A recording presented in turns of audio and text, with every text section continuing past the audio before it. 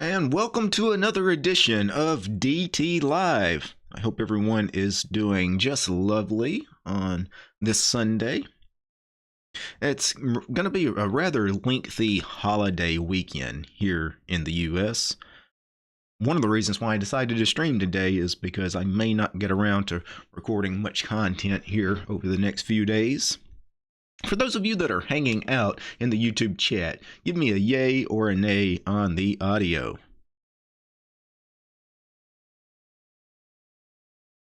Because I am not previewing, obviously, the stream or anything. I don't have my headphones on. And welcome to another edition of...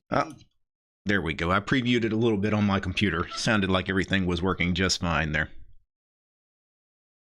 All right. Yeah, yay on the audio. I guess the delay that's supposed to happen. I guess the delay that happened is Linux related. Well, no, there's a slight delay on streams. You can adjust it a little bit with the YouTube settings, but there's always going to be a little delay between me and then what you guys eventually receive. That's just the way the internet works. That's really just the way physics works and the world works, right? Even with things like radio waves and, you know. But yeah, there's about a 20-second delay or so between, like, if I say something and then you guys respond, there's about 20 seconds or so of a delay. So today, obviously, I've done one or two of these in the past. I do one of these every year or two, you know, where I decide to do a stream that is not Linux related, right? Let's do some off-topic stuff. Of course, a lot of you guys like to ask questions anyway that have little to do with Linux or technology, you know, on live streams anyway. So that's kind of the main topic for today. Of course, if you ask a Linux related question, you might get an answer as well. But I just wanted to put it out there that if you ask something that, you know, isn't related to Linux, well, we'll talk about it too. I know some people were asking, well, can we talk about Unix and BSD or Windows? Well, you could, but I don't have much to say about those operating systems because I don't really use them much. Haven't used that many of the various Unix operating systems, the BSDs.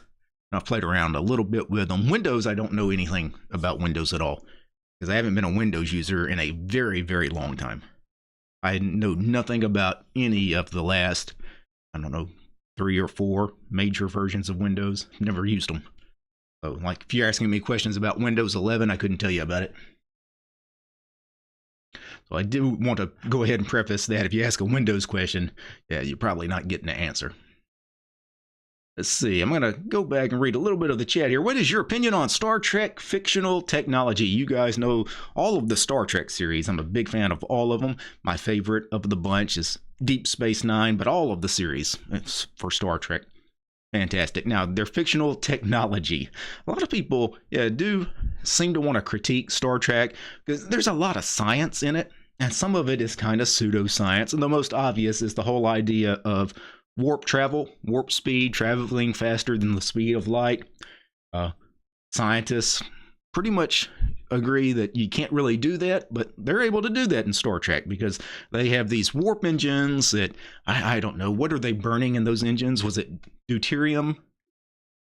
There was a certain element they needed to generate this warp travel where I guess they could generate this space bubble where they distort space and time locally just for the ship, and then they somehow could magically travel faster than the speed of light, and that's how they could get around the galaxy, right? Because the Milky Way galaxy is so large, even if you could travel at the speed of light, which is very, very fast, you really couldn't navigate the galaxy. It's that big, right? Humans just don't live long enough for that to be even feasible. So the whole idea of making a show like Star Trek where you could go to, you know, all of these different quadrants of the galaxy, they had the alpha quadrant, the beta quadrant, the gamma quadrant, and the delta quadrant, and you were in each of those different quadrants depending on which series you were watching, right? Obviously, the alpha quadrant was Earth. Was the gamma quadrant was Deep Space Nine. Delta was Voyager. So yeah, the technology though is interesting.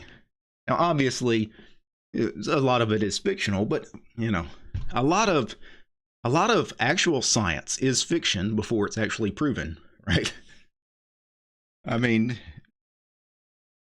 many of the laws of physics before they were actually considered laws. I mean, people had thoughts about it, but we knew something magical was happening. For example, with things like gravity. But so who knows?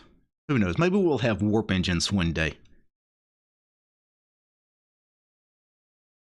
And back to the chat here. I know we're going to have a lot of people in the chat and a lot of questions, so obviously I won't be able to answer everything and keep up with everything. It's dilithium.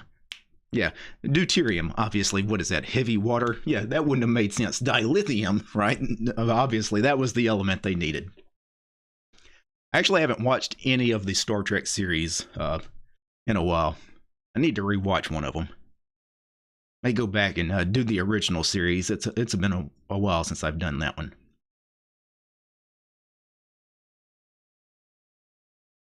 Let's see. What are your thoughts on paranormal stuff? Well, I mean, that's a very broad question. Paranormal. What are we talking about? Are we talking about ghosts, haunted houses, UFOs? I mean, like, what are we talking about? So, if you're asking, do I believe there are ghosts? No.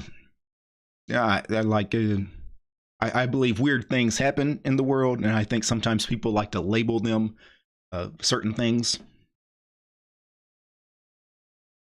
But the idea of there being ghosts, like actual entities out there that are haunting you, haunting your house, things like that, yeah, no. I do believe there's stuff, obviously, that, again, we don't understand.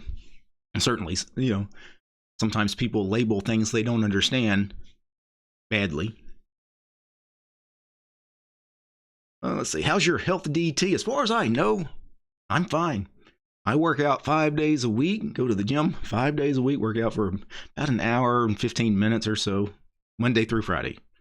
Right? So we may talk a little bit more about the gym later, but yeah, I mean, yeah, as far as I know of, for a 46-year-old man, I've got no issues. I haven't been to a doctor, though, so who knows? I haven't actually been to a doctor ever.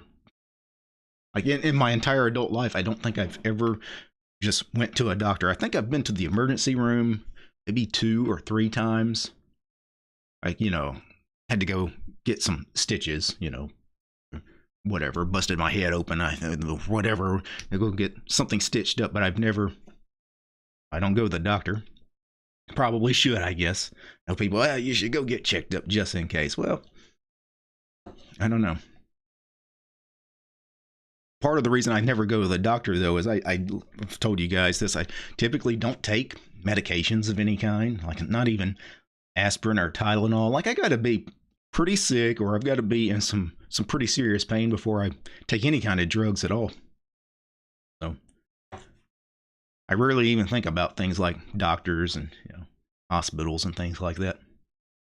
Usually the only time it comes up is people I know are going to the hospital for something. I may go visit them.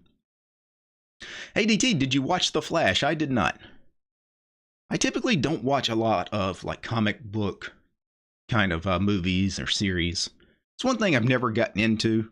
It's because most of them are rather newer movies, and because of that, they're really heavy on CGI and kind of light on actual plot and character development. And they're not very good movies. I haven't seen too many movies here in the last few years that I thought were actually good movies. One of the better ones last year, the second Top Gun movie, Top Gun Maverick, that was actually really, really good because it was a lot of action and, but it wasn't like really heavy CGI kind of action. And it was actually really well done. If you haven't seen Top Gun Maverick for whatever reason, yeah, it was great. I would say it was about as good as the first movie, back in the 80s, the original Top Gun. So a lot of times you don't get good sequels, and rarely do you get a good sequel so many years past the original, but that was a good one. I know Indiana Jones Part 5 or whatever is out, and I don't plan on going to see that thing. It might be good, it might not. I went and saw the fourth one when it came out. What was that, 10, 12 years ago or whatever, and that thing was horrible. I couldn't believe how bad that movie was. I couldn't believe Harrison Ford actually would like attach his name to a movie that was that bad. So I don't have high hopes for the fifth Indiana Jones movie. I still haven't actually seen the second Avatar movie, Avatar Way of the Water. I've heard mixed things. Some people tell me it's good. Some people told me, skip it. I need to check that one out, though. Yeah, Red Pandaruni, you're 46. Look like you're in your early 30s. Well, it's the head, right? I've told you guys this. Shave your head. If you want to look younger, get rid of all that gray hair. Just shave your head. Bald-headed people typically look younger. That's kind of the secret. If you're wondering why people shave their head, a lot of them do it. Well, a lot of them do it for the obvious reason. They're going bald anyway, so they have to shave their head. I'm actually not bald. I have a full head of hair. I do it mainly for two reasons: to look younger, and also to not have to pay for haircuts, because haircuts are expensive. And if you're having to go get your haircut every 3 weeks, every 4 weeks, whatever it happens to be, you save a lot of money. Let's see. DT, do you think organisms of non-Earth origin exist? And if you think they do, did they ever visit Earth? I absolutely think that there's life outside of Earth. It would be weird not to think that, right? Because we know that there's just billions and billions and countless billions of stars. Most of them will probably have planets around them. There'll be other life elsewhere. And there are theories that obviously life did not originate here on Earth, that the early forms of life that eventually evolved into everything we see now, that life was transplanted here from comets or asteroids, from other systems. Which would make sense, right? Like that's not a real stretch as far as a theory to think that the origin of life here on Earth didn't actually originate here, that it was transported here from space debris or, comets or whatever. Let's see. What is your favorite musical instrument? Well, my favorite musical instrument is the trombone, because that was the main instrument that I studied. I haven't played the trombone lately, though. I haven't picked up the trombone probably in about a year, I bet. Played a little bit of the recorder a few weeks ago. I realized I hadn't played any musical instrument in a while, so I picked up the recorder a couple of weeks ago. Played around for half an hour or so, played a few things. Picked up a harmonica a couple of weeks ago as well, played around a little bit on it. But I haven't done any serious playing here lately. It would take me a little while to get back into shape on the trombone, because it's kind of a physical kind of instrument where, because of the muscles in your mouth, and to actually make that shape and actually play the trombone. If you haven't played in a while, these muscles will be kind of weak and you can't play very long. So it would take me a couple of weeks of playing a little bit every day for a couple of weeks to get back into shape on the trombone.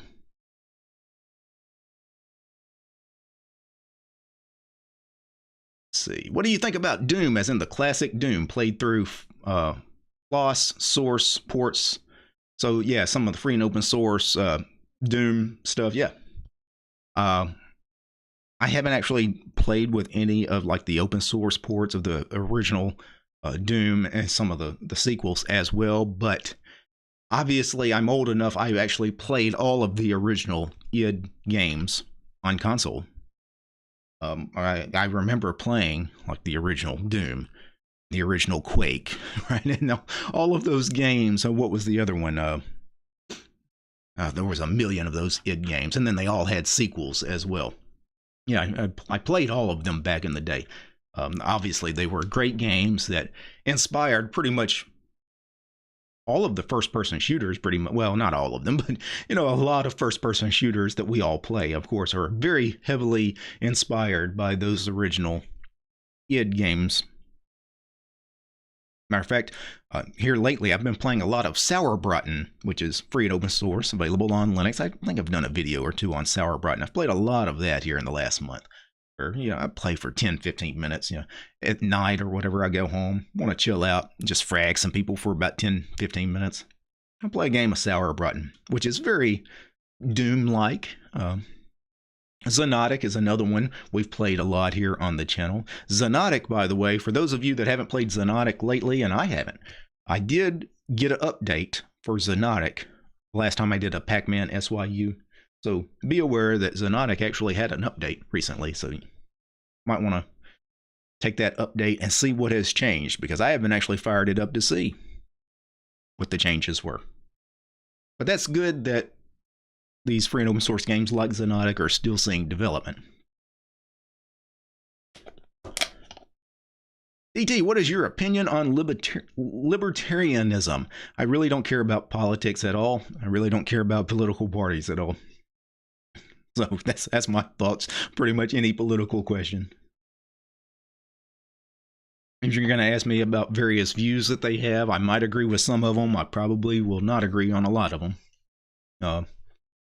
Generally, I don't care about teams. I'm not going to join a team and sit there and agree with you on every point about anything. I think politics is ridiculous. In real life, I've never met a single person in real life, even somebody cool that I thought, oh man, this guy's going to be my best friend. I've never met somebody and agreed with them on every single thing. Think about your friends, your closest family members. You argue about things all the time, right? But these people join these political parties, and these parties put out their political platforms. Yes, I agree with every single point you make, and I'll defend it to the death. It's ridiculous, right? Like, if you guys want to be deluded and get into all of that, hey, go for it. I can't do it. I've got more respect for myself than to play that game. Yeah, Weeaboo says, I played the trombone in middle school. Yeah, that's when I started playing the trombone in the 6th grade. And then, obviously, went through middle school and high school. High school marching band, that was the best, right? I did the marching band in college as well in my undergrad. For my master's program, I didn't do the marching band because I didn't have to. I really didn't enjoy marching in college. I had to do it in my undergrad because they paid me to do it as part of my scholarship. But for my master's degree, I could play in the orchestra or their wind ensemble or whatever. I didn't have to be a part of the marching band.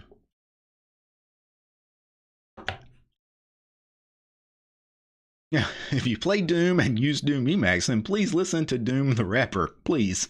Well, I haven't actually used Doom Emacs in the last couple months because you guys know I've been doing the Configuring Emacs series.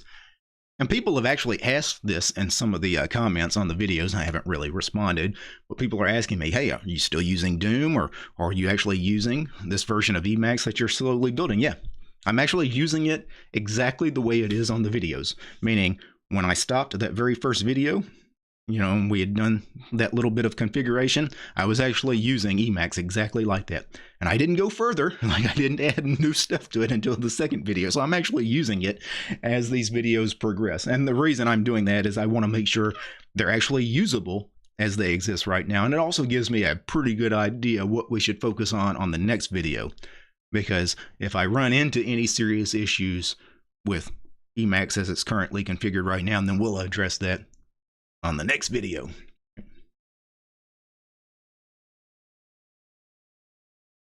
See, when are you planning to visit Nepal for adventures? I don't have any Nepal trips planned, unfortunately. I'm sure it's a beautiful country, though. Haven't played Sauerbraten in forever. I used to all the time. There's still, I won't say it's a lot of people that play, but you will often find 20 or 30 people there that are playing like a capture the flag game. It'll depend on the hour of the day. You know, sometimes you show up and there's only like 5 or 6 players on the entire server. But sometimes you'll show up and there's a good, you know, like 25 or 30 people there. You know, when you get that many people together, usually they all join the same capture the flag game, and then it's pretty wild.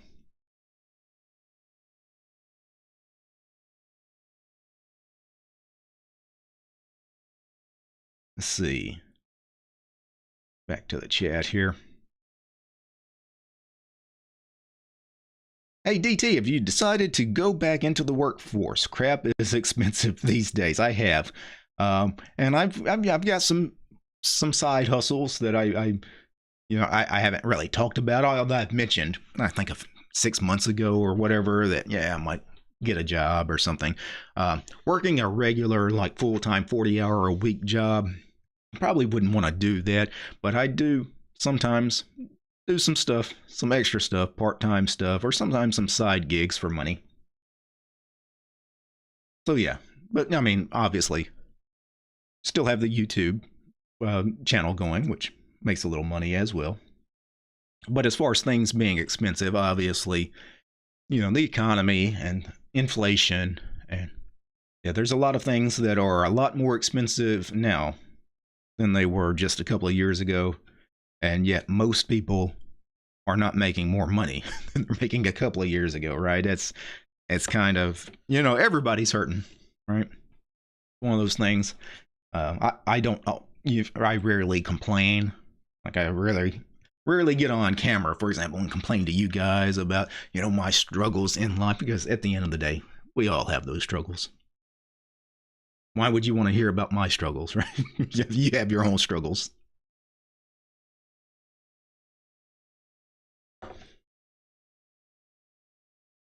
Let's see. Seeing Buddha just behind you makes us happy. Yeah.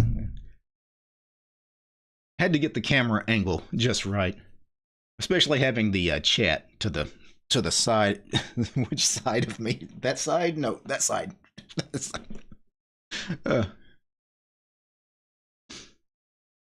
DT, do you like Cuban food? Yeah, Cuban food is not bad. I would say my favorite, as far as nationalities, as far as food, I like Mexican food. I like Thai food. I like Indian food. It makes sense why I like Indian food. I eat a lot of rice, just part of my meals that I cook. You know, I do a lot with rice. Oh yeah, Indian food kind of makes sense because it's mostly, you know, you're throwing, you know, something over some rice and eating it, right? I cook a lot of, like, hamburger and rice and fish and rice and chicken and rice. I'll do a lot with rice.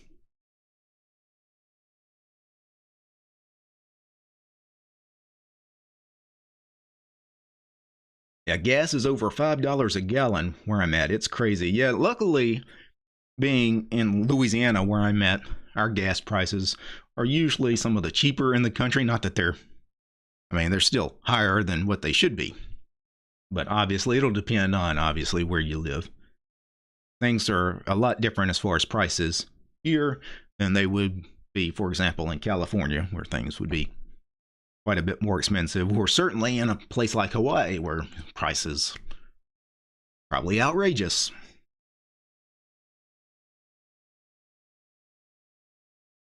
Let's see. Yeah, chicken and rice. Yeah, pretty much chicken goes with anything, but yeah, chicken and rice. Good meal. Usually I'll make like a soup, chicken and rice. You know, boil some chicken, throw some rice in it, you know, some chicken broth. Good meals. When I cook myself, I make a lot of soups, or I make a lot of like pot roasts and things like that, things I can eat on for a few days. So as far as like soups and stuff, you know, I do a lot of stews, gumbo, chili. Make chili a lot. Love chili. Or I'll just throw like a pork butt roast, you know, in the oven. Roast it with some potatoes and carrots. Eat on that for, you know, 2-3 days.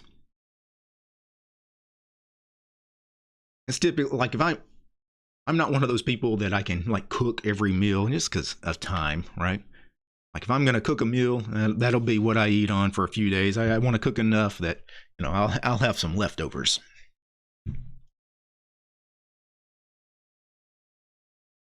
Yeah, Linux too. Yes, love Greek food. Yeah, Greek food is really good too. Yeah.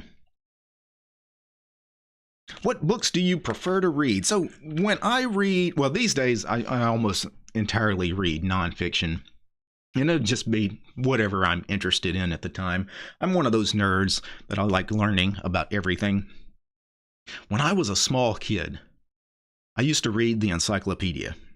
And by encyclopedia, I mean I'd start like with the A, encyclopedia, and just read through it. I did that for a couple of years, right? Just reading the entire encyclopedia set, just to get knowledge about everything. But, obviously, I do read some fiction, and the fiction I prefer to read, I like sci-fi, I like fantasy, I like horror. I've read a lot of Stephen King. I've read most everything by Stephen King. Or, some of the, like, sci-fi, fantasy kind of stuff. The George R.R. Martin series, the Song of Fire and Ice, that, the Game of Thrones series was made after. I've read all of those books. I've read all of those books before HBO made the series about it. And the books are better than the series. I know people love the series, and the series was okay. I didn't watch the whole series, but yeah, the series was pretty good. They did a good job of fleshing out those characters the way they were described in the books, but read the books. I think you'd be amazed. And those books are not like super difficult reading. Like if you're a person that doesn't read all the time, you're not an avid reader, those George R.R. Martin books are not tough reads. Not the easiest reads, but they're not tough reads. You'll be fine. Read the books. 1,000 times better than the TV show.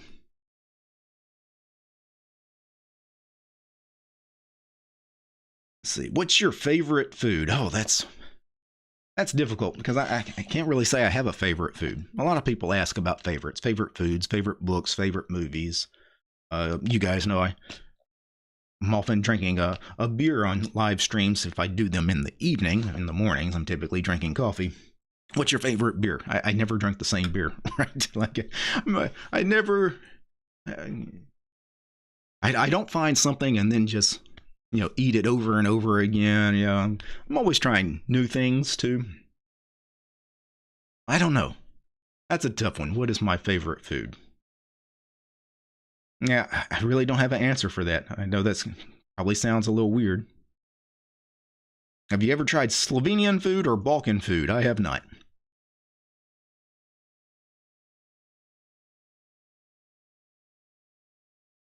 Do you think all games should be open source? Well, I think all software should be.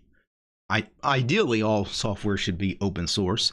Now, just because I think that, or I would prefer that, or you would prefer that doesn't make it so, right? Unfortunately. So, games have traditionally, it's all been closed source, right? Every game is closed source, and they're all on closed source platforms like Steam, and you're locked into proprietary operating systems such as all the consoles. A lot of DRM, of course, right? That's just the nature of it. It would be nice if that would change, but for that to change, it would take some major players in that industry to want to change and to go against everybody else, right? It may happen one day. I don't see it happening anytime soon, though.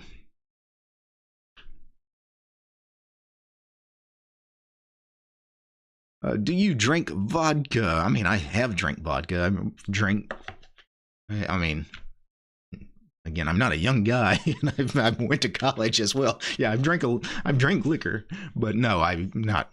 I don't regularly drink any hard liquor, and if I occasionally want to drink liquor, typically I'll do something like a nice bourbon or something. Vodka, not usually.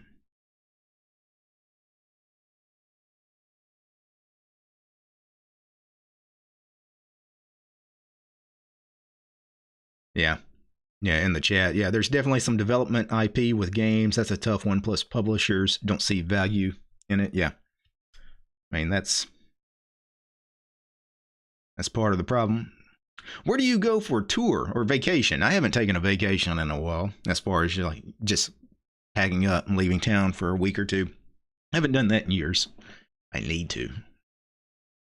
By the way, vacation, I mentioned that obviously those of you that are also in the U.S. know this, but those of you that are not, is a weird holiday coming up here in the U.S. Well, it's not weird, but July 4th is our Independence Day.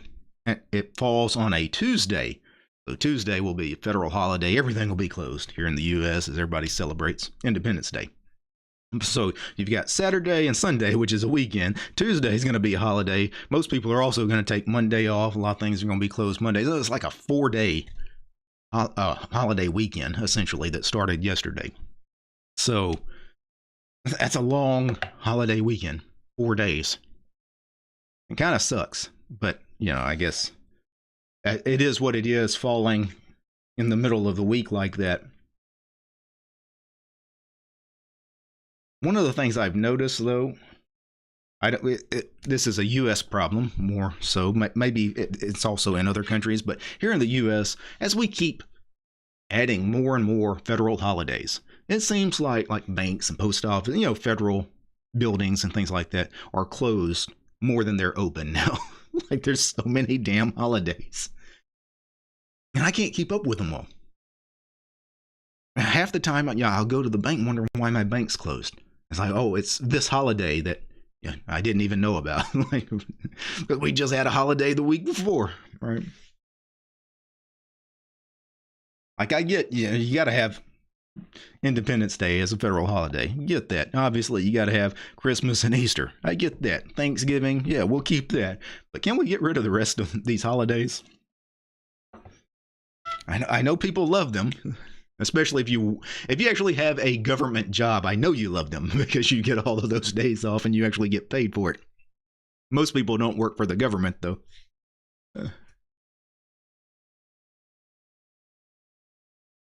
Yeah, same here in Brazil. You have a lot of holidays. Yeah, the problem is, what are you going to do once it gets to the point where you've got so many holidays? It gets to the point where, hey, you know what? We've got too many of these things. We need to take some of these holidays back. Then it's going to get real interesting. Which ones do you want to get rid of? Favorite rock band? Oh, now that's a tough one. You guys know I love 80s rock, especially going back into the 70s, 80s, maybe early 90s, before grunge. I love all the hair metal bands. But, my favorite bands would include, got to include Bon Jovi. I got to include Def Leppard. Really loved Poison. We'll go back a little earlier. Boston, one of my favorites. We've got to include Heart too. We got to include the females because as far as a female hair band, right? Heart was amazing. I say was amazing, still amazing because I'm assuming that Ann Wilson and Susan Wilson are still around. I would assume if something had happened to those ladies, I would hear, right? Seems like these days, because so many of those from that generation, those stars from that generation are passing away. Usually it hits the news. Usually I get a text message from one of my sisters or something. Hey, did you just hear that such and such just passed?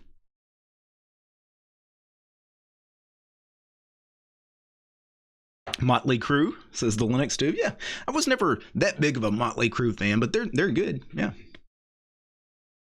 Joan Jett. I'm not the biggest fan of Joan Jett. As far as female rock singers, I like Lita Ford better. Like Pat Benatar. Can we talk Windows? If you weren't here at the beginning of the stream, I actually haven't used Windows in a long time. I don't know anything about Windows. The last version of Windows I actually used on a regular basis was Windows XP. And we're talking, 20 years ago. I don't know anything about Windows. Windows 10, Windows 11, whatever it is you're going to ask. I haven't used those, right? I can't. So you can ask the question, but you're not going to get an answer from me. You might get an answer from somebody else in the chat. Yu-Gi-Oh! Master. What's up, Ricky? He says, hey, DT, long time. No see. What's up? Just the sky and the Jesus. What are your favorite movies? Okay, well, I mean, a lot of favorite movies. We're talking about movie genres, much like my favorite books. I love, I mentioned I like sci-fi, fantasy, horror. Same thing with movies, sci-fi, fantasy, horror. Um, if we're talking about a mixture of sci-fi and horror, Alien and Aliens, the first two Alien movies, some of my favorites. Uh, more fantasy kind of stuff. I love The Lord of the Rings was great, right? Those movies were amazing. And I remember, I actually saw all of those in theater when they came out. And I was really surprised, like the very first one, The Fellowship of the Ring. Like, you didn't know what you were getting into with that one because it was the first movie that they were doing. You kind of wondered, because I had read the Tolkien books, like, what is it? Is this going to be good or is it going to be crap? And I went to the theater expecting it just to be kind of garbage. And I was blown away by how good that movie was. And I think the two sequels were even better because I like the Two Towers better than the Fellowship in the Ring. And then the Return of the King, of course, was just epic.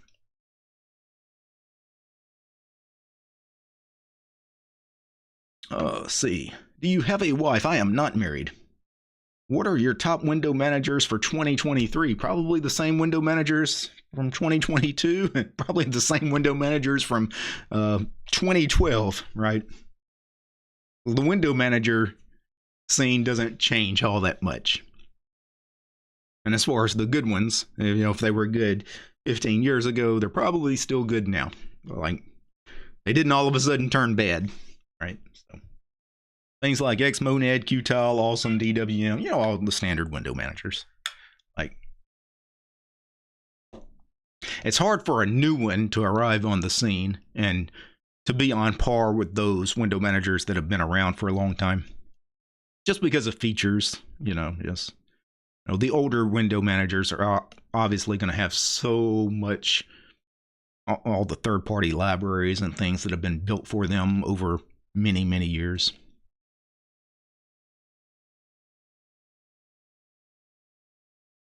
Yeah, Norm Greenbaum. Great one-hit wonder. Yeah, or greatest one-hit wonder. Greatest one-hit wonder? I don't know. Yeah, I don't know about that.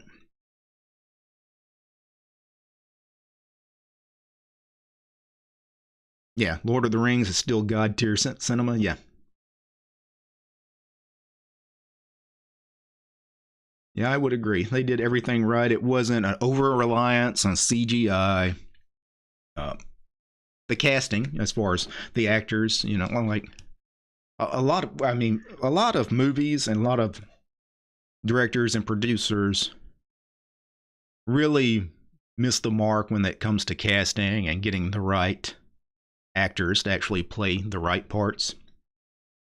Because I've seen a lot of movies where I thought, man, the story of this movie is really unique and could have been amazing, but the actors were just all wrong for their parts, or they seemed disinterested in even being there, or, they're just phoning it in. They're just not even really trying. In a lot of ways, a good performance by the actor really changes everything. And what about Alien Covenant and Prometheus? I thought Prometheus was pretty good. I understand a lot of people were disappointed because it's Ridley Scott and it's an alien movie. And is it on par with the 1979 Alien that he made? No, Prometheus is not on that level. Was Prometheus better than 90% of the movies that you would have seen the year it came out? Yes. It's better than 90% of the other crap that was at the movies. It just wasn't Alien. And you get that a lot, well, in a lot of areas of life, whether it be movies, TV shows, books, video games, whatever, where you had something that was just so amazing, and then they're going to do a sequel to it or a prequel to it or whatever, a reboot of some kind. And is it going to be as good or even better than that original? Almost never is, but it's usually not bad necessarily. But so many people get their hopes up so high that if it's not a perfect 10, if it's a 8.5, something really good, it's a really good movie, but it wasn't what I thought it was. So I'm so disappointed. I'm going to tell everybody I hated it. That was kind of unfortunate with Prometheus, because I thought Prometheus was pretty good. Alien Covenant, a little less so. It's not a bad movie, but it's mediocre, I would say, at best.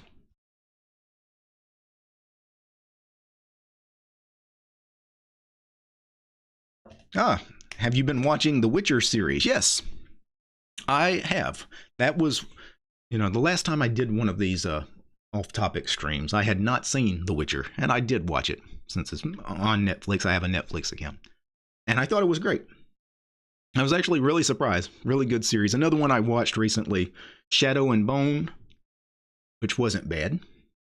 I think I liked The Witcher better, but Shadow and Bone was pretty good. I've seen all of the Stranger Things series as well. It's pretty good. Especially, all the 80s callbacks. Like I mentioned, I loved 80s movies, 80s music, and of course, Stranger Things takes place in the 1980s, which is really the decade I grew up in. I was born in the 70s, but I really grew up in the 80s. So that's a fun series for nostalgia. Of course, I've watched all the Cobra Kai stuff, because that's another one. The original Karate Kid that came out in the 1980s was such a classic movie. And honestly, the Cobra Kai series, I'm really shocked at how well that series turned out. For one thing, it's amazing that all of the main actors are still around to actually do that series, and they actually look pretty good. To be the age some of these actors and actresses are, I think it just worked out. They should buy a lottery ticket, right? Just everybody's still around to do that series. How old are you? I'm 46. I'd mentioned that earlier in the stream, but I know we've got some people that are just joining us here. What would have been your content if it was not Linux? So I mentioned earlier too that I'm interested in all kinds of stuff. I just read all the time as far as nonfiction stuff, informational stuff. I'm interested in pretty much anything. So, what could I make content about? I mean, obviously I can make content about anything. What would you enjoy making content about? Now, that's the tricky part, right? Because a lot of people on YouTube do make content that I don't think they enjoy. A lot of them go into it thinking, well, I just want to be a successful YouTuber, want to get a lot of people watching my videos, and I want to make some money.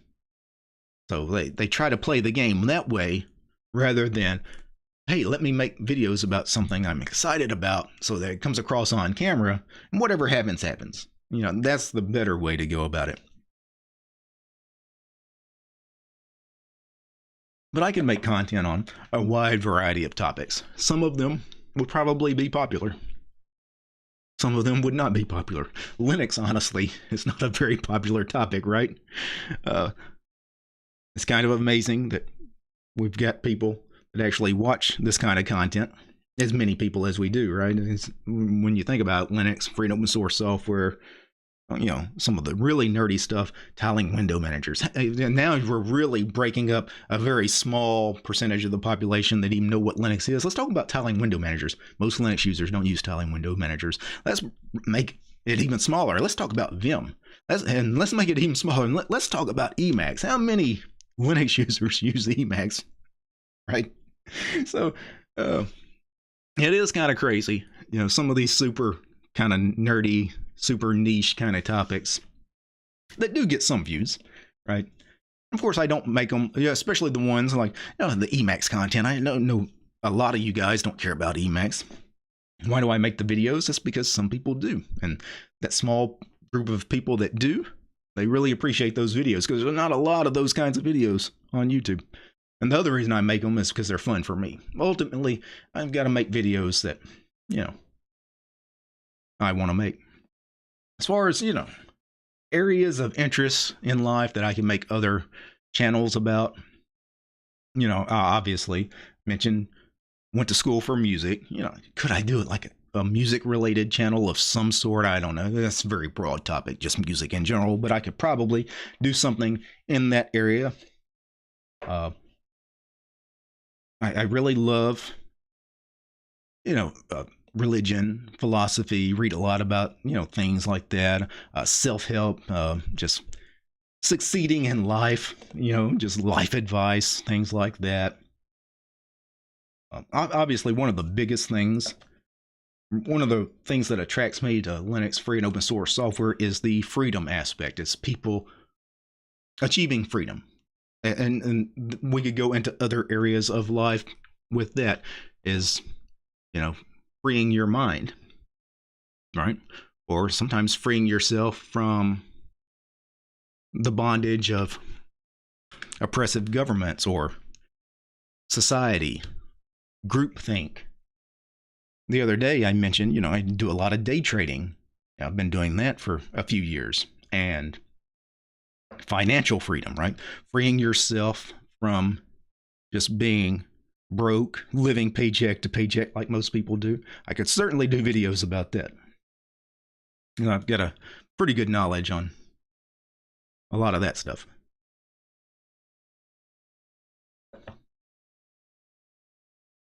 Especially when it comes to trading, like I don't trade. I trade some stocks, but I mostly am an options trader, and I probably make a couple of thousand options trades every year. I make a lot of options trades, right? So I know a lot about options, which is kind of a deep kind of topic, right? It's like when you talk about Linux and you want to talk about the nerdier stuff like Vim and Emacs, that's same thing with trading. The easy stuff to figure out how to trade would be stocks. The more nerdy stuff is when you get into things like options, futures. Do you bag or mulch? I mulch. So as far as the mowing, as a matter of fact, as soon as I'm done with this stream, I was planning the stream for about 90 minutes. We're about halfway through the stream, but yes, I'm actually going to go mow my yard as soon as this is over. And I mulch. Good question. It's a very important question.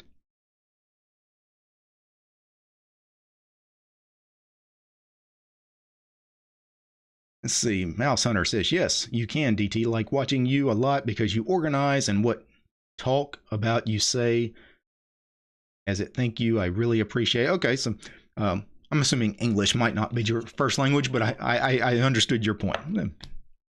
And I appreciate you appreciating me. Glad you're with us. RSI, stochastics, or CCI, sire? Yeah, technical analysis is pointless. You can't predict where markets go. They're completely random. If any of that stuff worked, then there would be a computer algorithm that you could just program and you could make trillions of dollars overnight. Right? That's all BS. It's all pseudoscience. It's like reading tarot cards or going to get your palm read, right? None of those technical indicators can do anything for you. You have absolutely no idea where a stock is going tomorrow, the next day, a year from now. Is it going to go up? Is it going to go down? Is it going to go sideways? I don't know. You don't know. Nobody knows. And you can't predict it. I know that's a tough thing, especially for newer traders to not understand. But it's really not predictable. If it was predictable in any way, the whole system could be gamed. And the system cannot be gamed because even the richest people out there that are managing hundreds of billions of dollars in a hedge fund, they can't game it. And sometimes they lose massive amounts of money. And they've got the kind of money that if it was gameable, they could hire programmers and do some high frequency trading, and like they could really take advantage of that. So it is not. It's completely unpredictable. And I would say you're wasting more time looking at that kind of stuff than what it's worth.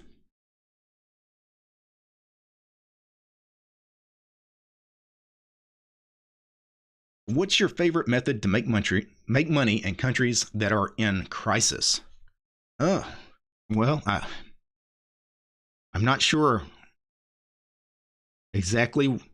You'd have to get a little more specific in that. But if your country is in crisis, like if there's like some kind of banking crisis or going on, you're not going to make any money, right? Like if your entire economy is in shambles, then everybody's going to hurt. You might can find ways to hurt less than other people, but everybody's going to hurt. Kind of like last year, 2022 was really bad, really for the world economy. Some people did better than others, but that didn't mean everybody had a good year. You know, everybody had a bad year, but some people did worse in a better way than others. And that's really how you have to look at things when you're trying to determine, and this is just all areas of life. Am I better off than most people? That's the metric you should be looking at. You shouldn't just look at yourself and, man, this was bad. Looking at these numbers, looking at whatever's going on, what's going on with my job, what's going on, this and that, and thinking, oh, this is horrible. Look around. Look at what's going on with everybody else. And a lot of times you'll figure out, you know what? I'm doing better than all of these other people, right? And don't make it all about yourself, right? When you're trying to evaluate how well you're doing, you actually have to evaluate how well everybody else around you is doing. What fruits do you like? Oh, all kinds. Like apples, bananas, oranges, pretty much any fruit. Peaches. I have apple trees. I have a couple of apple trees that actually do produce a few apples. They're not very big trees yet, but I got, of course, that very large fig tree in my backyard that you guys see too as well. So get a lot of figs every year. That tree produces a ton of figs.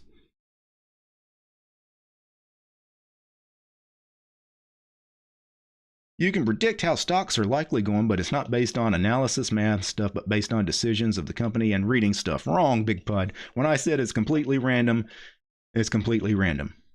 It has absolutely nothing to do with the fundamentals of the company. The fundamentals of the company do not determine where a stock price is going. It's people's reaction to the fundamentals of that company. And because people are emotional animals, you cannot reliably predict what their reaction to whatever news is going to be. You just can't do it. I play a lot of earnings announcements. So earnings announcements, for those of you that don't trade, every quarter, these companies are required to give a report, a statement of how they're doing financially. You know, how much money they've made, you know, what's their debt and all of that. And I have placed these bets on some of these earnings announcements before, where a company will come out and say they just had the best quarter they've ever had in the history of the company, right? So obviously the stock is just going to skyrocket, right? No, the stock's down 10% the next day. Why did that happen? Because the fundamentals of the company doesn't matter. It doesn't matter what their earnings were, what they reported. It matters how people reacted to that news, especially how the big institutional players that actually really move the market. So no, it's completely random. You cannot predict it. Do you go to the gym? Do exercises? Yeah, I go to the gym about 5 days a week. I typically try to work out Monday through Friday. Typically in the mornings I go. And I do a split where I do abs and legs one day, and then I do chest and arms a day, and then I do back and shoulders another day. It's a 3-day split. So I hit all of them twice, you know, Monday through Friday, except for one. But then, you know, the next week I'll get that one in twice, and, you know, another one I'll only hit one time.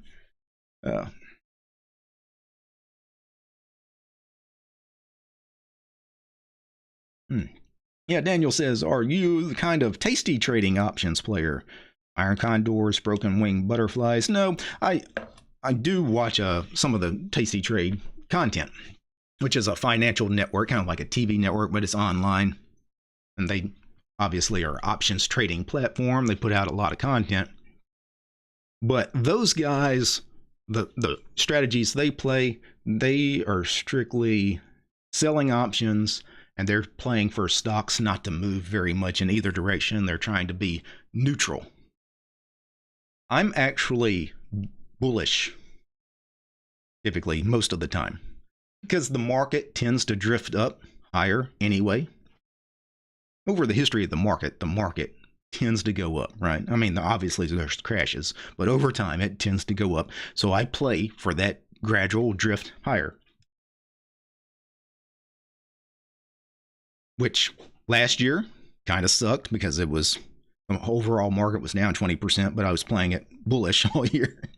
But I still beat the market, oddly enough.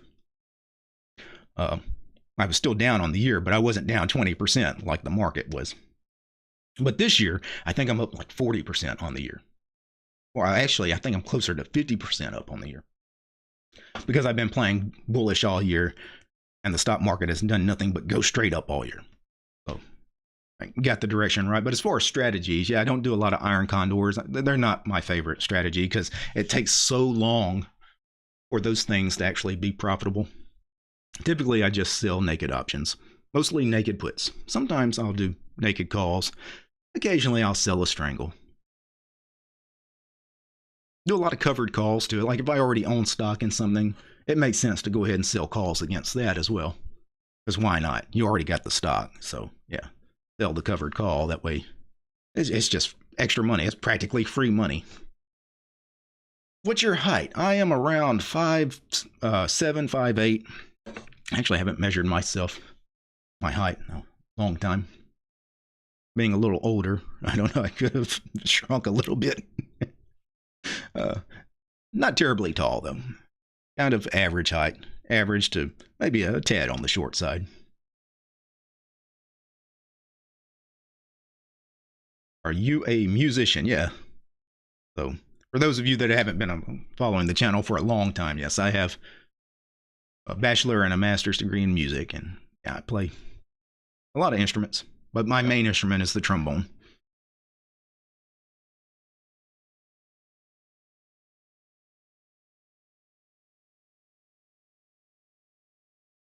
Yeah, somebody was asking me, do I smoke? No, I've never smoked anything, cigarettes or anything. It's a bad habit. And being a wind instrument player, yeah, I never took up any kind of smoking habit, thankfully. Mainly because it would have been bad for me playing, you know.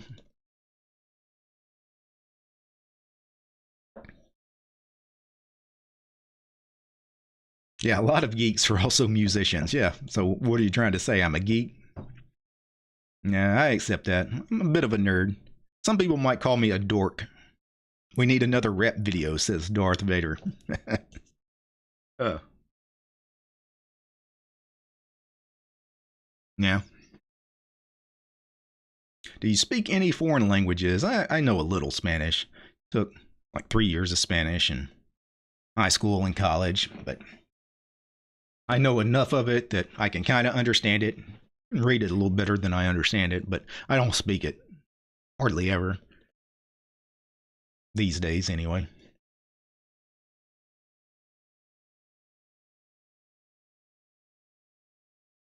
Do you play in a band? Not currently, no.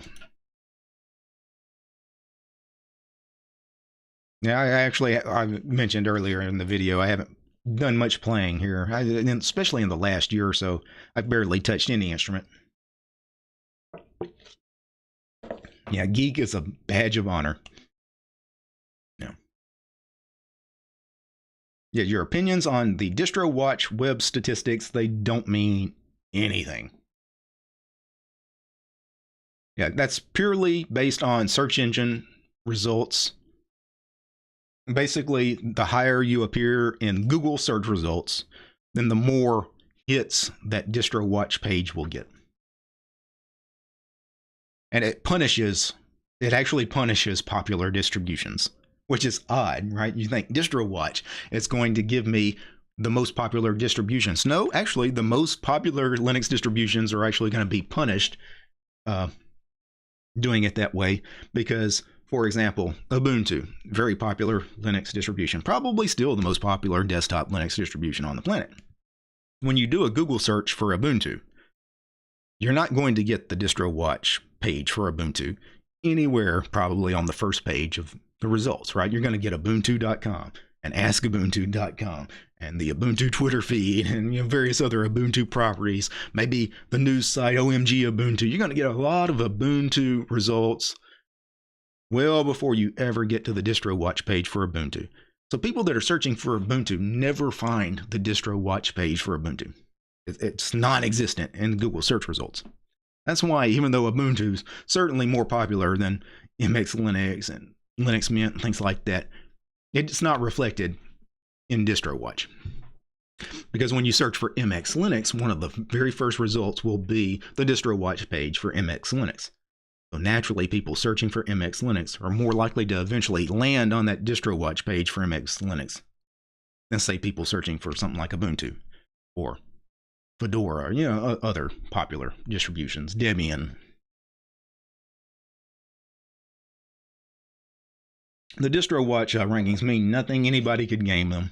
If I wanted to, I could build a Linux distribution. I could put out an ISO tomorrow. And just by telling you guys, go click on some stuff, or I could even set up, a welcome app to occasionally ping distrowatch.com. Yeah, I could be #1 in the DistroWatch rankings within a few months. Would it mean anything? No. Absolutely pointless.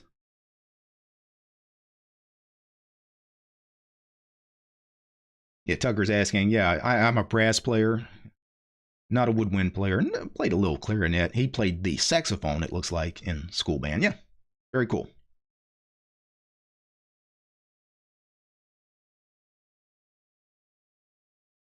Yeah, First Strike, DT, you mentioned Linux. Yeah, well, we were eventually going to get to Linux. Yeah, did you see the Evil Dead Rise movie? I did. It wasn't bad. Wasn't bad.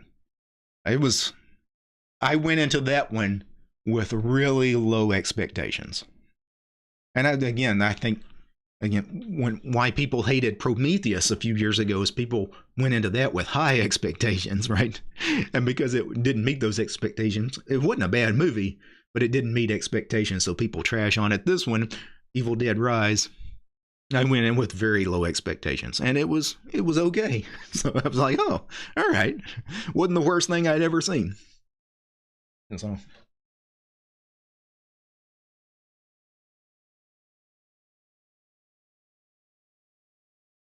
yeah, thoughts on ad blockers? I mean, if you're asking about my thoughts as far as the morality of ad blockers, should you block ads? I've mentioned this before. Before doing the YouTube channel, I never blocked ads on anything. Videos, articles, whatever. Anybody that's putting ads on anything on the web. Yeah, because I know people make money. That's how people monetize these sites. So if they want to show me an ad, yeah, whatever. Got no problem with that. Now, I block ads now because most of the time when I'm opening a browser, I'm using the Brave browser, which has that built-in ad blocking.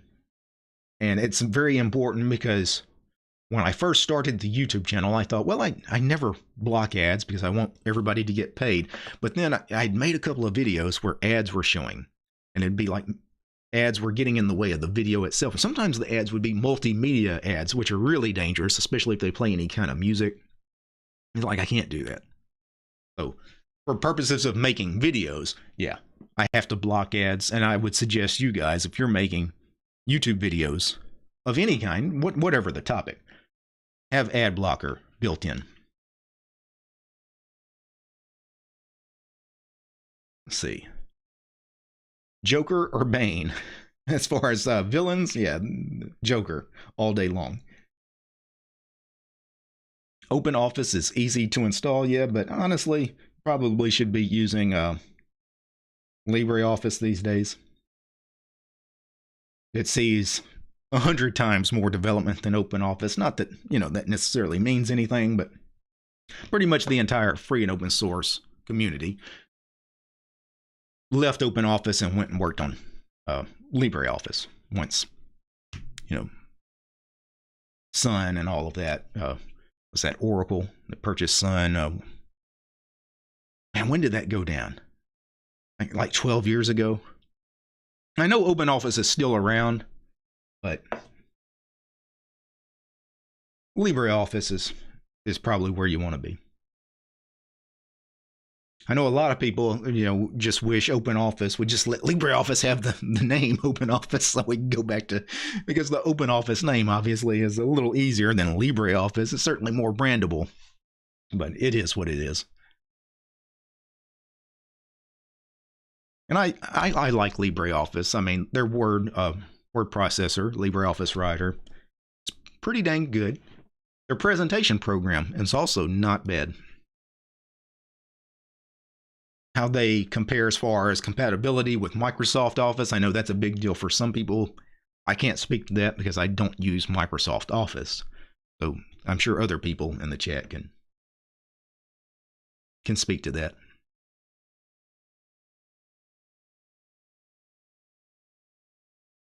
Yeah, thoughts on Opera, the browser? I mean, it's proprietary software, so I have never used it. I say I've never used it. I used Opera back in the 1990s, early 2000s, like on Windows. It was a completely different browser back then, so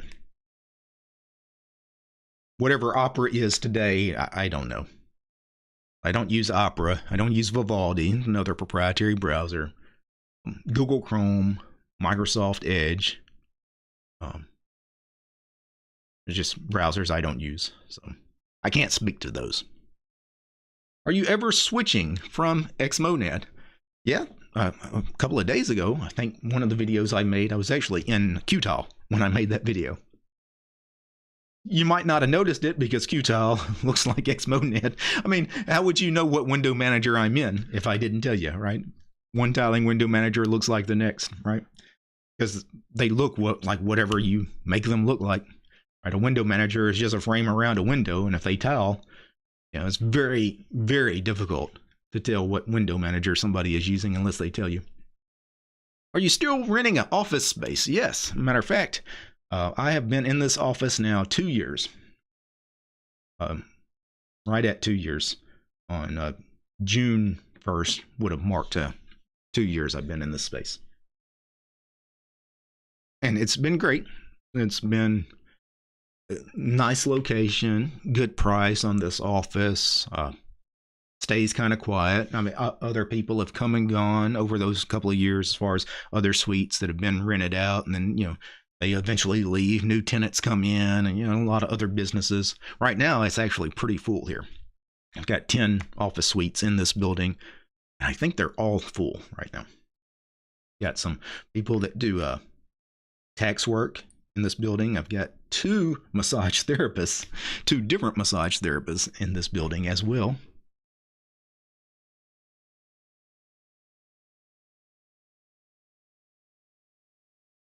But yeah, I've really been happy with the office as far as, for those of you interested in like the YouTube side of things, since it's not really Linux related, right?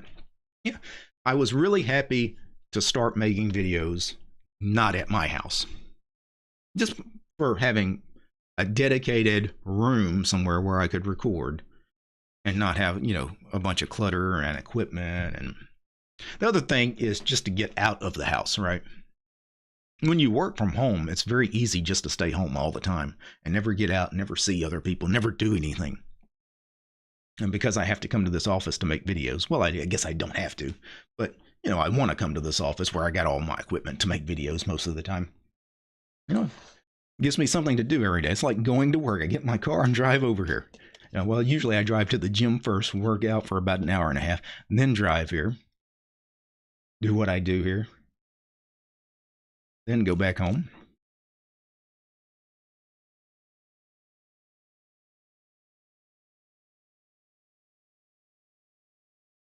Yeah, Savvy Nick. Yeah, definitely interested in your YouTube journey. Love watching these videos where you're candid about your experience. Yeah. Well, if any of you guys want to know anything about the YouTube game, ask away. Any questions you got on that? I got a lot of thoughts on a lot of that right over the years. Because I went into it really not knowing anything about YouTube or making videos. It was just something, of course, at the beginning, it was just something, hey, I see other people making videos. Let me make a video just to see how it's done. Didn't expect people to actually watch it. Certainly didn't go into it thinking any of this would ever be popular. Right? And then, as it became popular, well, how popular can it be? Can I make these things better? What are some of the tricks you learn over the years? How much time do you spend in the office? Well, it varies over the life of the channel. Like in the early days of the channel, I was working a full-time job. And by working a full-time job, I mean, I was had some management positions at some retailers that I worked for, and working, 45 to 50 hours a week. I didn't have as much time to make videos then, even though I typically made more videos back then, but because it's early days of the channel, when you first start your channel, it's easier to put out content quicker. And the reason is because you're not going to edit it, because you don't know how to edit it. Right? Typically, you'll pull out a phone, you'll record something for 10, 15 minutes or whatever, and you just upload it. You don't edit it at all. That requires almost no work, right? I mean, it's some work involved. I mean, obviously, you got to record it, and then uploading it does take some time. If you make a thumbnail, which many people in the beginning don't even make thumbnails, they just have YouTube automatically generate a thumbnail, right? YouTube will pick a frame of the video and just make a thumbnail for you. That requires very little work. So even though I didn't have as much time for videos back then, they took less time. But as you actually try to make your stuff better and actually edit your videos and make proper thumbnails other than the auto-generated ones, which you really should do. The thumbnail game is probably, I would say, the most important part of a video as far as actually attracting people to watch something. Think about it. How do you decide to watch a video when you're doing a YouTube search? You search for something, right? You get a list of results. What is it that makes you watch that video? Is it the title? Maybe. Is it the description? Maybe. But what really jumps out at you? That thumbnail. And that's what a lot of YouTubers struggle with, especially early, because many people just imagine it's all about the video, right? It's the content of the video. If I make a good video, people will watch it. No. Focus on that thumbnail. Watch what happens. The thumbnails are bad. It really limits your growth. Yeah, the auto-generated thumbnails are a joke. Yeah, all YouTube does, it gives you 3 thumbnails. It gives you the very first frame of the video, the very last frame of the video, and then one directly in the center of the video. It lets you choose from those 3 auto-generated, snapshots, right? And that it's not going to have any text to it, right? That's another thing. You got to have text to a thumbnail. You can't have too much text to a thumbnail. That's another trick with thumbnails. The shorter the text on the thumbnail, the better. The more likely people are going to be able to read it, understand it, click on it. If you've got more than 4 or 5 words on a video, as far as a thumbnail, you might want to rethink what you're trying to say there.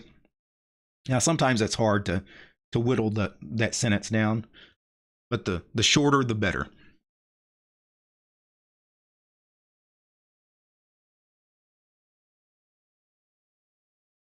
If I don't recognize your thumbnail, I missed the video for a while. Yeah, that's another thing too. You want to make sure that you kind of standardize your thumbnails so they all kind of look the same. You want some kind of branding, some kind of mark, some kind of signature, whether it be colors, fonts, your face on the video, if that's appropriate. It'll depend too on the topics of your video, the niche you're in. But having some consistency with the style of thumbnail definitely helps. Because now when somebody watches your video, they find you for the first time, they watch a video of yours, and it was a good video. Hey, this guy did a good job on this topic. I'll watch some of his other videos if I ever come across them again. Well, if they see a thumbnail and they recognize it as your thumbnail, it will help those recurring viewers, right?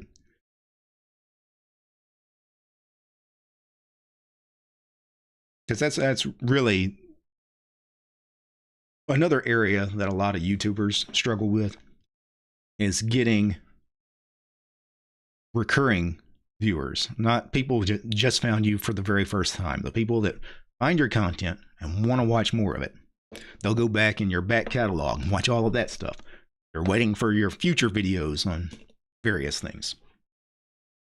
And you need to make it easier for them to find that stuff. And having those consistent thumbnails does help. Because again, a lot of people are going to find you through the search results on YouTube. And the thumbnail is typically how they recognize you. They don't recognize you from titles and descriptions and things like that. It's all about that thumbnail. The more the thumbnail is closer to Mr. Beast thumbnails, the better. I don't know Mr. Beast or his thumbnails, but I'll take your word for it.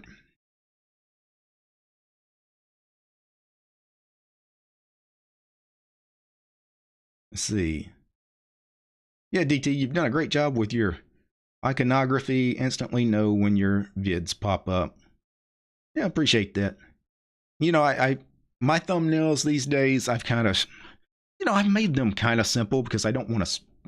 It's real easy to spend a long time worrying about a thumbnail, thinking about a thumbnail, coming up with a good image, or taking a good picture if you're snapping a picture of yourself or landscape or whatever style. You can really spend hours worrying about getting the right picture for a thumbnail, and then worrying about the text and what kind of font and colors and things like that. You can spend a lot of time on thumbnails, and I've just kind of over the years I found fonts and colors that work for me, and for the most part, a lot of times I just take quick snapshots or screenshots of my desktop. Especially if it's a distro review, just things like that, or if I'm doing something with Vim or Emacs, something at the terminal. I'm just going to take a quick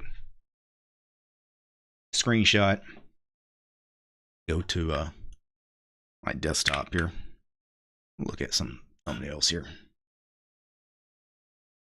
All right. Most of this, like this Garuda one, was just the Garuda desktop. Took a screenshot of it. I bumped up the saturation and the contrast of the image so the colors really stand out. Right? So that's another trick. And then I add my, standard kind of font size, colors, is white, purple, black, right? Real easy to recognize, some of these. The only one, I had to do something different for that one, Cults Exposed, for Arch Linux. That was a fun little video to make, because I got to play around with the pixelation effect in Kdenlive, and then of course the voice modulation. I had to do some work in Audacity for the voice, to try to get it kind of like, how they do on those shows where they're trying to hide somebody's identity because they're, I don't know, ratting on the mob or something like that, and they're in witness protection. Sometimes I like to do these kind of fun off-the-wall videos just to do something different, just to use some different techniques that I normally wouldn't do on a video. That also helps break up the monotony. Now, if you always do the same style of video, it becomes tedious. So sometimes it's nice to, just break the format a little bit, do something a little bit different. I really like your cinematic videos. Yeah, that's why I do those. It's because it actually has me get a camera and actually move around and film something, the way like a vlogger would do. Something I never do, right? Because most of the time it's just a camera on me, or I'm recording my desktop, which is typically what you would do on a channel like this, right? You wouldn't grab a camera and go around and vlog style, record stuff. So those cinematic kind of videos I do allow me to actually play with that stuff. Which if I ever, start a channel where I need to do some of that kind of stuff. Well, I've done a little bit of it on my Linux channel, oddly enough, right? It's not the first time I've actually tried to do something like that. Let's see. Big Pod, how do I find your channel? If you click Big Pod's name, it should take you to his channel, right? Yeah, go to channel. That's the very first thing when you click on somebody's name in the chat. Which that's kind of easy to miss. It took me a while to figure that out too. I'm still learning this whole YouTube thing.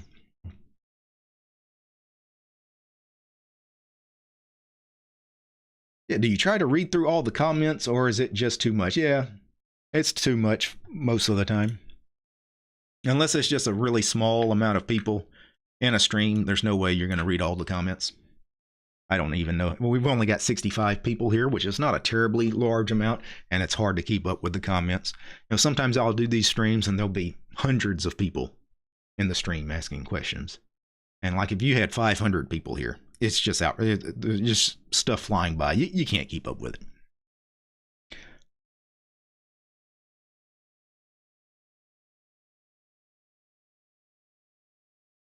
Oh, he says, no, only options to block. I'm not a mod. Okay. Well, you know what? I can link to his channel. Let me post a link in the YouTube channel. That is Big Pod's channel. Yeah, it might just be uBlock or something. Yeah, I don't know. It's hard for me to say because I am a mod here, so I can just link to the channel.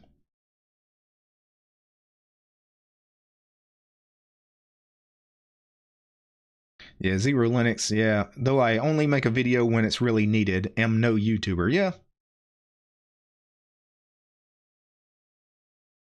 It's hard to make videos when you're not in the mood to make a video. Well, it's hard to do anything when you're not in the mood for it, right? It's hard. But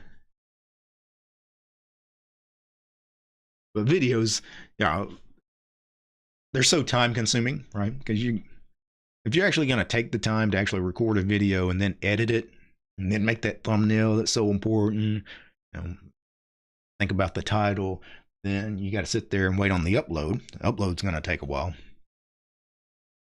You know, you're talking a few hours, and it's hard to spend a few hours doing something if you don't actually want to do that thing.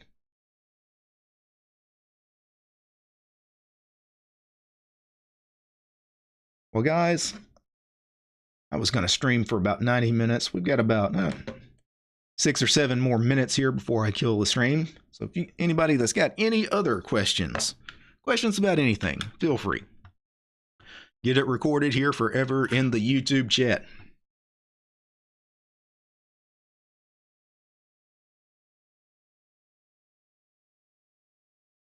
Yeah, it's not about being in the mood. It's too time consuming, especially for a distro mate. Well, I mean, that's part of it, right? It's time consuming. Yeah, Mark says it takes him about 6 hours to make a video. That sounds about right. Assuming, you know, it'll depend on the style of video I'm making, but most things are going to take me about 4 hours if they go well. And, you know, if I don't have to, there are no technical issues, which often do happen, especially with me, some of the kinds of videos I make where I'm trying out things I've never tried out before, pieces of software I haven't tried out before, and then there's issues. Sometimes I have to do some bug hunting and actually fix problems in the middle of recording, you know, maybe not necessarily on camera, but sometimes, I mean, I have made videos that seriously took me like 12 hours in a single day, like start early in the morning and finish well after dark. You know, I've had some videos like that, and those are not fun because that becomes, you know, a lot of work. Usually though, those kinds of videos are the ones where there were issues involved or you had mistakes with the recording process. Issues with a camera, issues with microphone or audio or whatever. Sometimes you have to go back and re-record scenes, things like that. Yeah, will we see more cinematic content in the future? Of course. But it's one of those things, you know, you got to have an idea. You got to come up with something, you know. Well, it's like that cults exposed thing, you know, that just popped into my head that day. You know, it wasn't like I was sitting around thinking of it. You know, I was watching something, I don't know, some show similarly styled to that where they were hiding somebody's identity. And I was like, yeah, kind of like somebody trying to leave the Arch Linux cult. And then I was like, I'd make a good video, right? So you just got to come to you, right? You can't force it.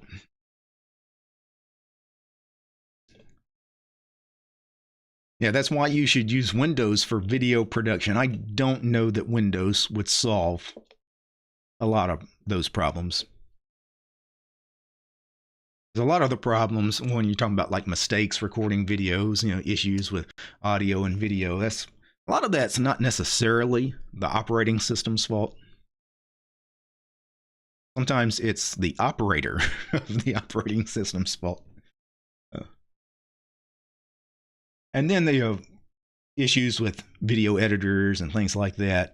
You know, video editing is an issue on any operating system, not just Linux. It's not like if you did all of this on Windows, oh, it's just so much easier. It really is. It would be the same process. Unfortunately. I wish I could tell you it would be easier, but it is going to be. You're going to face all of the same issues.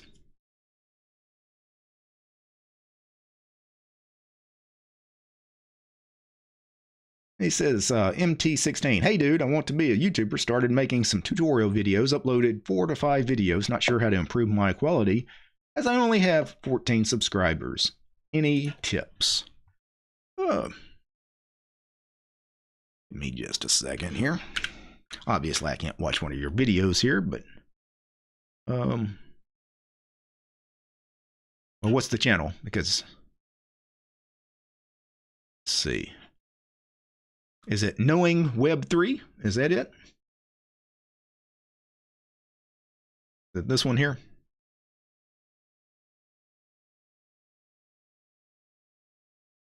If it is, I can tell you, I like the first 3 thumbnails. Now these thumbnails here look like they're the auto-generated thumbnails. These are not good thumbnails. So that's going to really affect the views on that, because even if somebody was searching for something, some keyword, then you appeared in the search results, again, they're not reading the title, they're not reading the description, they're looking at the thumbnail. This thumbnail here tells them absolutely nothing about the video. No one will ever click on that video. And same thing with this one. So I would change those thumbnails. And then, of course, going forward, spend some time on the future thumbnails as well, assuming that's your channel, again, because that was not the channel from your YouTube link. That was somebody that you are linked to elsewhere. Of course, watching your videos, again, I'm not going to watch your videos, but it looks like a standard kind of YouTube stuff. You got some stock video footage that's put together, I'm assuming, with some narration, either your voice or maybe you hired a voice actor. Well, here's an actual person talking, yeah. And just hovering over it to avoid any kind of copyright. You know, camera quality's okay. I mean, for a new YouTuber, I mean, yeah. Now, you mentioned you only got a few subscribers. You have to understand, too, you've only got 5 videos, right? I mean, how many subscribers did I have after 5 videos? Hell if I know, right? You say you only have 14 subscribers. Yeah, but that's probably about how many I had after just 4 or 5 videos. People have to find your videos. You know, it's one of those things until a few people find your videos and watch you on a regular basis, and then you'll eventually get more that'll find your videos.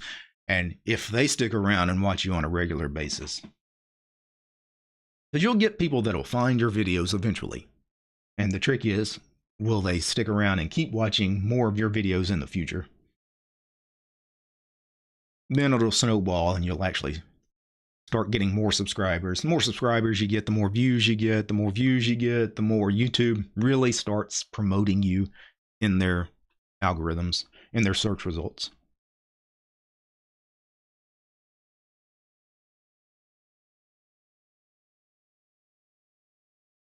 I was wondering if the title is more important, actually. I would say it's important. I would say probably the thumbnail is more important, but the title is important.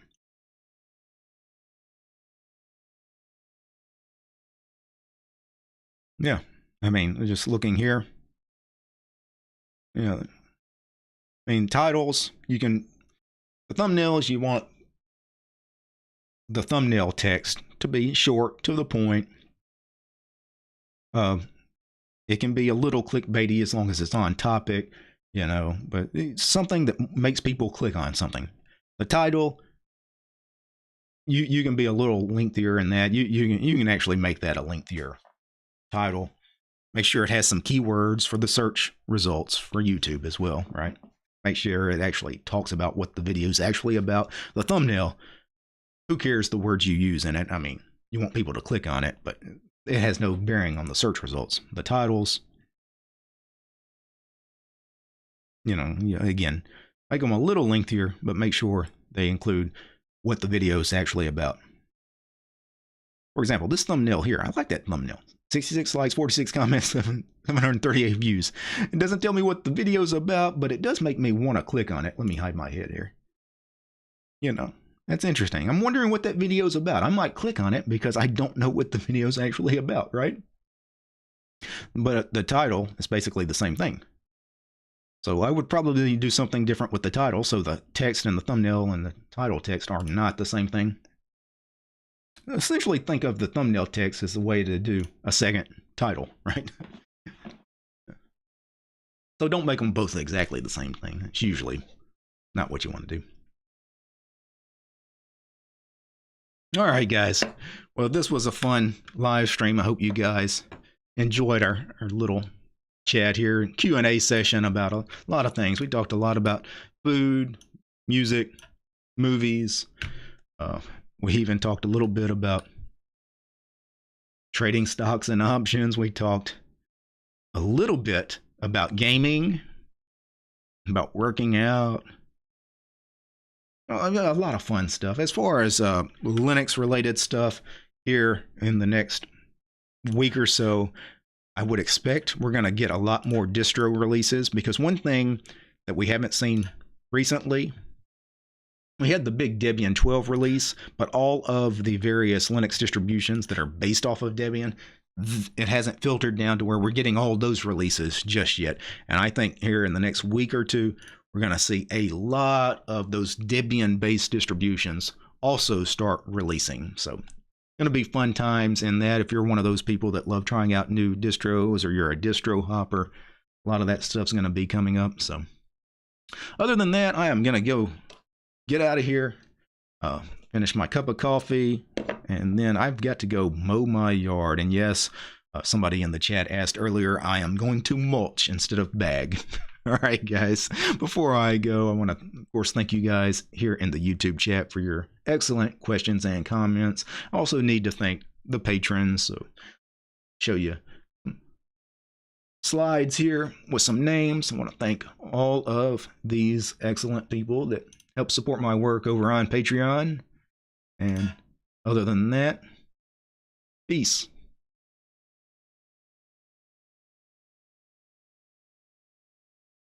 Emacs is better than Nano.